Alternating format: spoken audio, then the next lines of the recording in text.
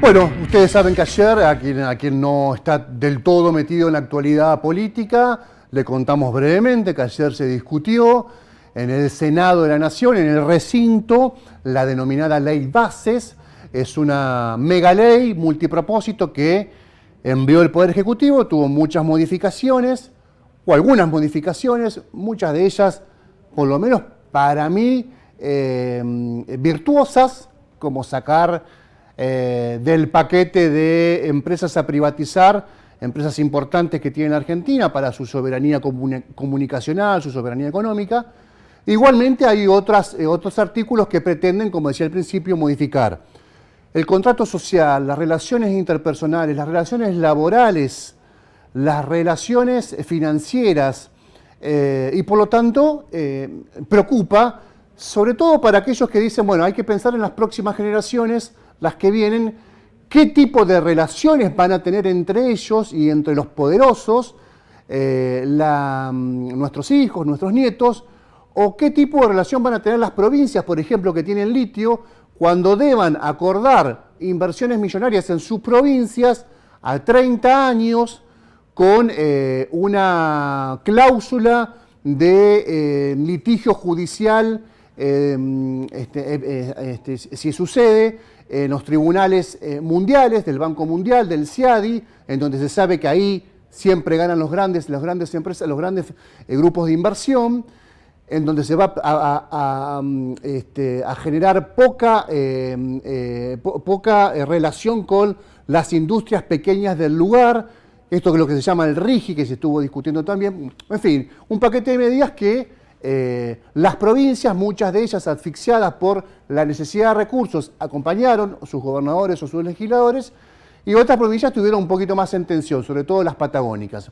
Antes de presentarlo, Esteban Paulón, que es diputado nacional por el Partido Socialista, que es un legislador que suele discutir con muchos argumentos sus posiciones, quiero que escuchen ustedes, y también Esteban, la posición de Maximiliano Puyaro, una vez conocido la votación de anoche, donde definió la vicepresidenta y presidenta del Senado, Villarruel, por la aprobación de este paquete de medidas.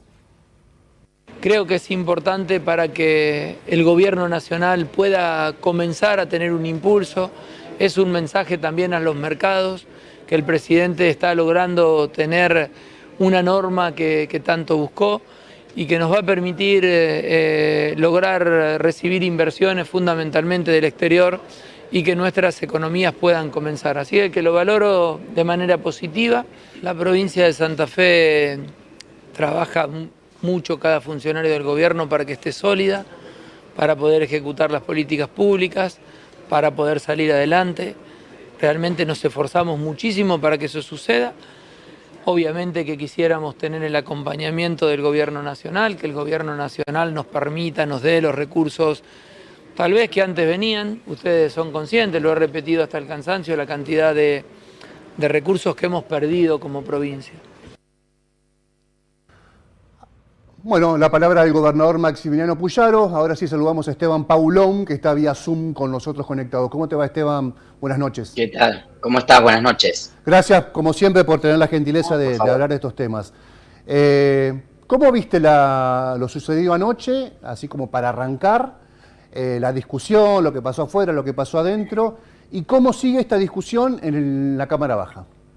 Vamos de la afuera al adentro, ¿no? Dale. Afuera, sectores sociales expresándose frente a una ley que muchos consideramos, más allá de las posibles buenas intenciones que tenga, va a ser una ley que va a tener un efecto negativo en la economía, que tiene un sesgo de extranjerización y primarización de la economía, que creemos que repite recetas que ya vimos en el pasado y que no han dado resultados. Vimos cómo terminaron otras experiencias similares a esta, y creo que ayer se movilizó una parte importante de la sociedad, alguna gente suelta, alguna gente que venía desde gremios, sindicatos, partidos políticos. Es el ejercicio de la democracia. Frente a eso, un operativo policial excesivo, como siempre, sobreactuado, sobregirado por parte del Ministerio de Seguridad, pero que una situación que estuvo contenida hasta que aparecen, como habitualmente ocurre, sobre todo en la Ciudad de Buenos Aires, muy habitualmente, provocadores de los cuales luego nadie se hace cargo, ¿no? Entonces,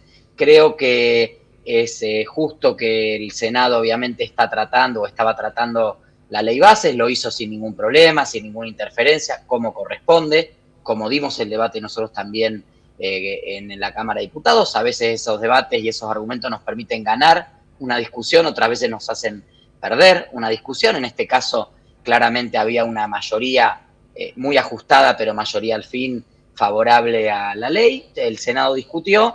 Los incidentes en la calle empañaron un poco esta posibilidad de un ejercicio democrático de que todos se puedan expresar, los senadores y las senadoras con sus votos y sus argumentos en el recinto y el pueblo en la calle. Es muy poco democrática esta idea de que no se puede expresar o la expresión que planteó el presidente, la oficina del presidente de la República Argentina hacia el final de la noche, hablando de un golpe de Estado. La verdad que nada más lejos de un golpe de Estado que una democracia vibrante en la calle y una democracia vibrante y sólida, una institucionalidad sólida dentro del Senado. Así que obviamente el afuera empañó un poco, creo yo, por sobregiro del operativo policial que en general provoca y obviamente algunos provocadores que todos tenemos sospecha de quiénes son. Claro. Escuchaba hoy a Claro. una periodista decir, bueno, por lo menos todo el mundo le adjudica los disturbios a personas que venían representando a determinados grupos, organizaciones sociales, políticas, nadie a la gente de a pie que fue a marchar, que era mucha, yo estuve allí. Te digo que hacia el final de la noche también me tocó ver y compartir con un grupo de unas 60, 80 personas que cantaban en la calle, Resistiré, una mujer con un bafle, con total actitud pacífica, la policía estaba ahí conteniendo, pero no había ningún problema y nuevamente ahí hacia el final de la noche aparecen 2 o 3 provocadores tirando piedras y nuevamente aparece la represión. Así que esperemos que esto nos deje un aprendizaje de no repetir siempre lo mismo, puertas adentro en el Senado, negociaciones, algunas más claras y en función de los intereses de las provincias, otras que nos hacen más ruido, como esta idea de que aparecen personas nombradas en organismos, familiares nombrados en el Senado. Bueno, vicios de la vieja política. La verdad que uno hubiera pensado que Javier Milei iba a tener otras artes para llevar adelante la negociación política, pero trajo al Ministerio del Interior, a la jefatura de gabinete, a un político de la casta, que es Franco. Por lo tanto, los procedimientos van a ser de la casta. Así que con los procedimientos de la casta, reactivación de obra pública, dinero girado con ATN a las provincias, cargos para algunas personas, cargos para familiares, se fueron ordenando esos votos de una mayoría, como te decía, muy exigua, que nos devuelve la ley bases a la Cámara de Diputados de la Nación. Entiendo yo una ley mejor que la que salió de diputados, porque nosotros hicimos como un primer análisis muy grueso. Vos sabés, nosotros con Mónica Fein votamos en contra, no coincidimos con el espíritu de esta norma, pero el Congreso, la Cámara de Diputados, durante 4 o 5 meses hizo un análisis muy grueso, despejó más de la mitad de la ley y es lo que llegó al Senado. Y en el Senado, con esa ley mucho más pequeña, se lograron impulsar modificaciones muy importantes que veremos ahora cuando vuelva a la Cámara de Diputados, si finalmente la Cámara de Diputados las acepta o las rechaza. Entiendo yo, hay una voluntad de aceptar las que creemos que han venido a mejorar, a ponerle más límites a la delegación de facultades, a cortar la lista de empresas a privatizar, a generar otros mecanismos vinculados justamente al manejo del patrimonio de todos, que es el patrimonio del Estado, y no dejarlo tan en manos del presidente. Y obviamente hay una preocupación de los gobernadores, porque son los que se fueron con las manos vacías, ¿no? Ahora, Esteban, al no estar ganancias y bienes personales, claro, se pierde parte de la recaudación que esperaban recuperar.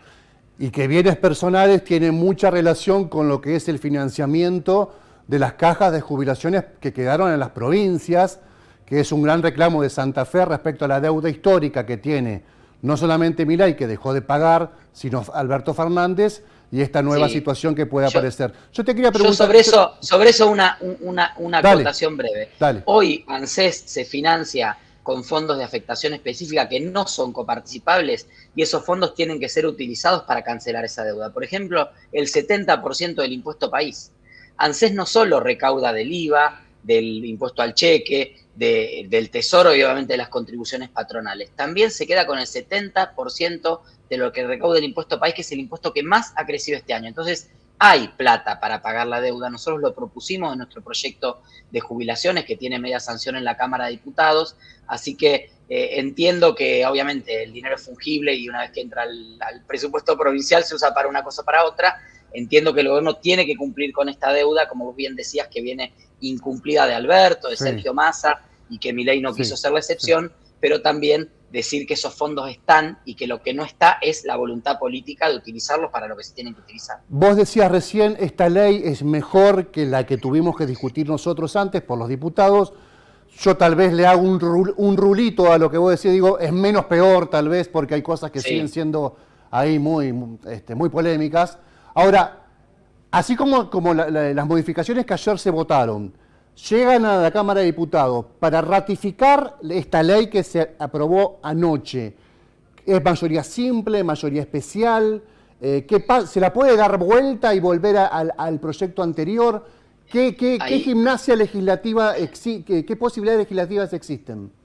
Ahí prepara la agenda de contactos constitucionalistas que van a estar a la orden del día a partir de mañana, porque hay dos interpretaciones, obviamente.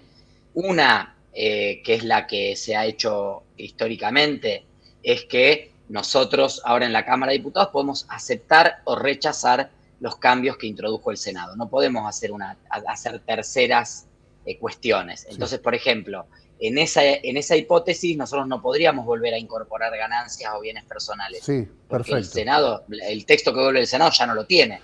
Pero y nosotros no podemos crear legislación. ¿Confirma o no confirma con mayoría simple?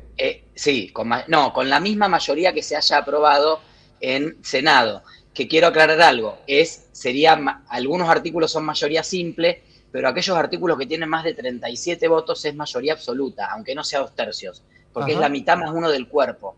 Bien. En el caso de diputados, cuando se votó originalmente, se votó con 140 votos, que es la mitad más varios del cuerpo, que sería 129, que es la mayoría, lo que se llama la mayoría absoluta, porque es la mayoría de todos los presentes. Después hay algún artículo, el Estatuto del Viajante y algún otro que fue aprobado o rechazado o quitado con 2/3. Ahí entiendo que nosotros 2/3 no tenemos para insistir. O sea, se va a poder tratar capítulo por capítulo en función de la mayoría con la que se aprobó en el Senado. Donde la mayoría fue una mayoría simple, diputados, al empardar esa mayoría, puede insistir. Donde hubo mayoría absoluta, se necesita mayoría absoluta, y donde hubo 2/3, 2/3. Pero el debate que se va a venir es si estos artículos que fueron quitados porque, por ejemplo, digo, empresas a privatizar. En diputados salió con nuestro voto negativo, pero salió aprobado por 141, 142 votos, un listado de 10 empresas a privatizar. La del Senado viene con 4. Entonces nosotros ahí, si bien hay empresas que se quitaron, ese artículo sigue existiendo. Entonces diputados podrá decir, bueno, acepto estas 4, o si tengo los números, insisto con las 10, 12 que teníamos, o 13 que se pusieron originalmente. Perfecto. Ahora, ¿qué pasa con bienes personales y ganancias? Ahora en el texto que viene no está. Y en principio la doctrina dice que no se puede modificar la ley nuevamente. O sea, nosotros no volvemos a tratarla como si fuera modificatorio. Bueno, ahí hay dos interpretaciones y obviamente como justo los dos puntos más complejos, entiendo yo, que son ganancias y bienes personales, porque los gobernadores sienten que se fueron sin nada de esta ley, salvo los que tienen los regímenes especiales, hidrocarburos, minería, que se llevan modificaciones que facilitan inversiones o hipotéticamente facilitan inversiones, bueno, pero los gobernadores como el de nuestra provincia dice, bueno, yo no agarro ganancia, no agarro bienes personal, el RIGI me pasa por el costado. Ojo con el RIGI, que a pesar de lo que salió, tranquilamente siempre yo tengo la mirada de que viene, que va a ser muy complejo para nuestra pequeña y mediana empresa, sobre todo metalmecánica, manufacturera, etcétera. Y obviamente, entonces esos gobernadores dicen, bueno, no, pará.